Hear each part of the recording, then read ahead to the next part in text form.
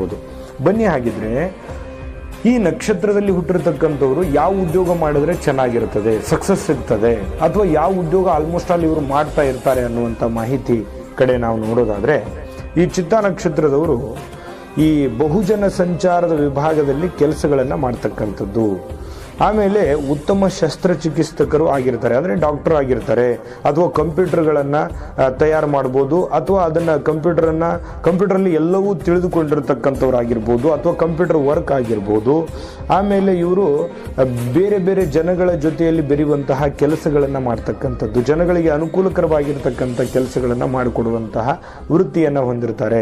ಇವರು ಉತ್ತಮವಾಗಿರ್ತಕ್ಕಂಥ ಶಿಕ್ಷಕರು ಆಗಿರ್ತಾರೆ ಮತ್ತು ಕ್ರೀಡಾಪಟುಗಳು ಕೂಡ ಹೌದು. ಇವರು ಬಹಳಷ್ಟು ಕ್ರೀಡೆಯ ಕಡೆ ಬಹಳಷ್ಟು ಅವಲಂಬಿತರಾಗಿರ್ತಾರೆ ಮತ್ತು ಇವರು ಕ್ರೀಡೆಯನ್ನು ಪ್ರೀತಿಸ್ತಾರೆ.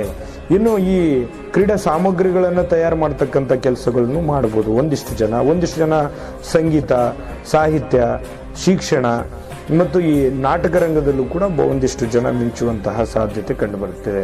ಇನ್ನು ಈ ಹಲವಾರು ಏನಾಗುತ್ತೆ, ಕೃಷಿ ಕ್ಷೇತ್ರದಲ್ಲಿ ಉತ್ತಮವಾಗಿರ್ತಕ್ಕಂಥ ಸಾಧನೆಯನ್ನು ಮಾಡ್ತಕ್ಕಂಥದ್ದು, ವ್ಯಾಪಾರ ಕ್ಷೇತ್ರದಲ್ಲಿ, ಸರ್ಕಾರಿ ಕ್ಷೇತ್ರದಲ್ಲಿ ಉತ್ತಮವಾಗಿರುವಂತಹ ಸಾಧನೆ ಮಾಡ್ತಕ್ಕಂಥದ್ದು ಈ ಒಂದು ಚಿತ್ತಾ ನಕ್ಷತ್ರದ ಕನ್ಯಾ ಮತ್ತು ತುಲಾ ರಾಶಿಯಲ್ಲಿ ಜನಿಸಿರ್ತಕ್ಕಂತಹ ಈ ವ್ಯಕ್ತಿಗಳಿಗೆ ಸೂಟ್ ಆಗುತ್ತೆ, ಕಂಡುಬರುತ್ತೆ ಅನ್ನುವಂಥ ಮಾಹಿತಿ.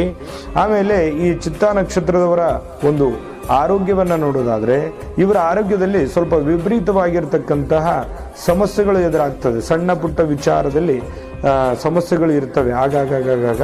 ಆಮೇಲೆ ಅತಿಯಾದ ಉದ್ರೇಕ ಇರತಕ್ಕಂಥದ್ದು, ಸ್ವಲ್ಪ ಏನಾಗುತ್ತೆ, ಟೆನ್ಷನ್ ಜಾಸ್ತಿ ಆಗ್ತಾರೆ ಇವರು. ಆಗಾಗ ಸಣ್ಣ ಪುಟ್ಟ ವಿಚಾರ ಇದ್ರೂ ಕೂಡ ಅದನ್ನು ಮನಸ್ಸಿನ ಮೇಲೆ ಬಹಳಷ್ಟು ತೆಗೆದುಕೊಳ್ಳುವಂಥದ್ದು.